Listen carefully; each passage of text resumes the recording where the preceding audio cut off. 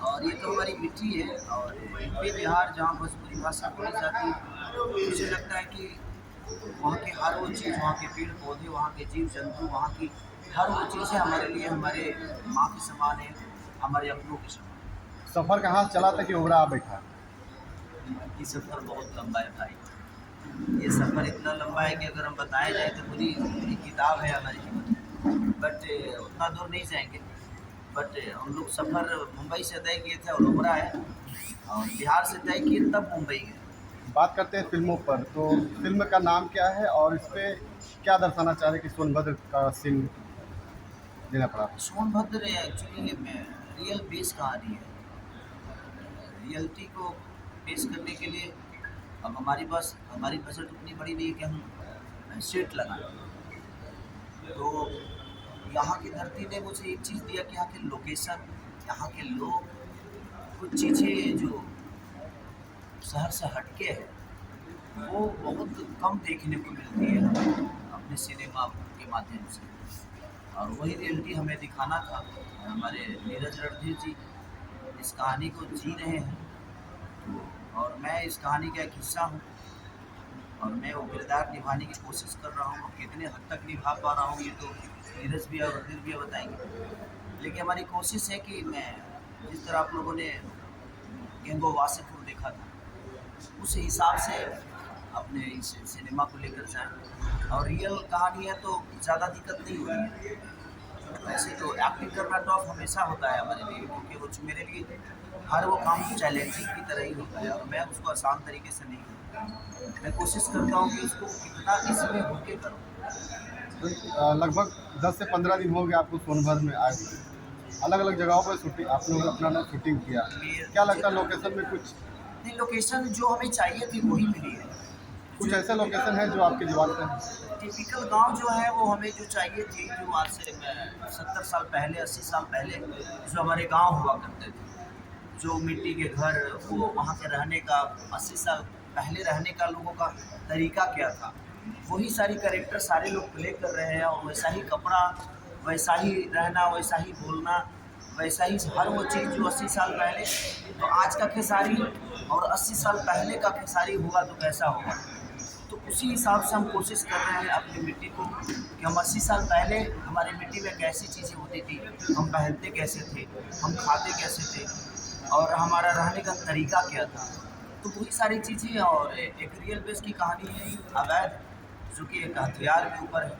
एक कारीगरों को मैं कैसे कुछ अलग बना दिया गया। तो अभी कहानी को तो हम रिवील नहीं करेंगे। सोनभद्र में फैन फॉलो ज़्यादा हैं और सेल्फी के लिए हर लोग परेशान हैं। तो हालाँकि हर लोग आप तक पहुँच नहीं पा रहे हैं। तो सर उनके लिए आप कोई देखिए, संदेश मेरे कहने से मैं अब उनको एक सलाह दूंगा कि फ़ोटो खिंचाने से आप हीरो तो बन नहीं जाइएगा। तो आप कोशिश करिए कि खेसारी की तरह बने हम, और मेहनत करिए। फ़ोटो खिंचा लेने से आपको 10 लोग नहीं जानता है। कोशिश करिए कि आप अपने हुनर से दुनिया को बताइए कि मैं क्या हूँ, आप क्या हैं।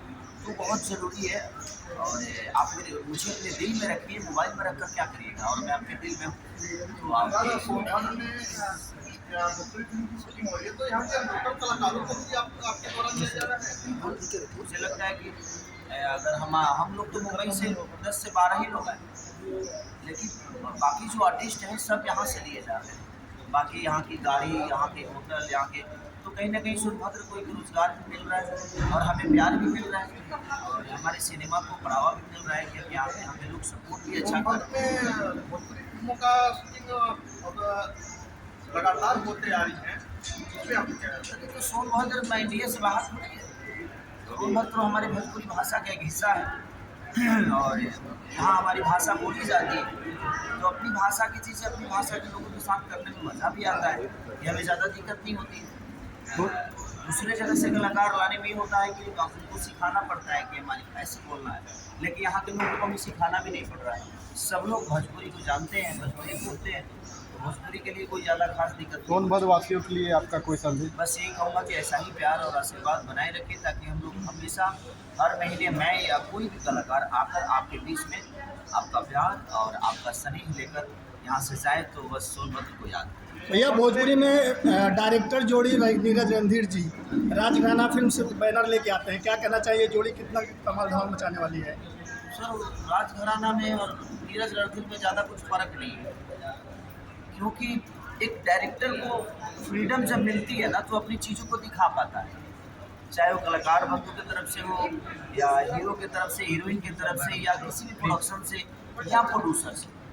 तो मुझे कभी आज तक ये महसूस नहीं हुआ कि हमारे प्रोड्यूसर साहब से कभी बोलना पड़े कि सर मुझे ये चाहिए। उनको जो चाहिए होता है वो खुद ही बोलते हैं कि भाई ये लेके आ जा, और वो चीज़ें आ जाती है। तो एक डायरेक्टर एक प्रोड्यूसर का कॉम्बिनेशन मुझे लगता है कि बहुत कम ऐसे देखने को मिलता है। डायरेक्टर गिड़गिड़ाते रहता है फिर भी चीज़ें नहीं मिलती, बट ये सर का गुडविल है कि ये कुछ भी आपको चाहिए तो भाई आपको मुझसे नहीं पूछना है, आप ऑर्डर करिए, आपकी चीज़ें आपके पास आ जाएगी। सर प्रोड्यूसर की ज़रूरत है। हाँ, प्रोड्यूसर से पूछना होगा कि शेड्यूल इसमें 2 सेक्शन हो रहा है, पार्ट 1 और पार्ट 2, डिज़ाइन कैसे हो रही है? पार्ट 1 और पार्ट 2 का दोनों डायरेक्शन एक साथ चल रहा है या अलग अलग होने वाला है? अभी तो सिनेमा देखने के बाद पता चलेगा, पहले ही सर जान जाएगा। भाई हम हीरोइन के साथ भी बैठे हैं, प्रोड्यूसर के साथ भी बैठे हैं, मैं डायरेक्टर, दोनों डायरेक्टर, हमारे कैमरामैन, हमारे ये दिग्गज इंसान के जी कितने कितने गेहूँ के कट गए, भैया। ये अभी तक आज तक नहीं कट पा रहे। इनसे सवाल करिए, खाली हमारे को पैर बोलो। के भैया अवैध के साथ आप काम कर रहे हैं, यानी कि साड़ी भैया खुद ही अवैध बन गए हैं, क्या कहेंगे?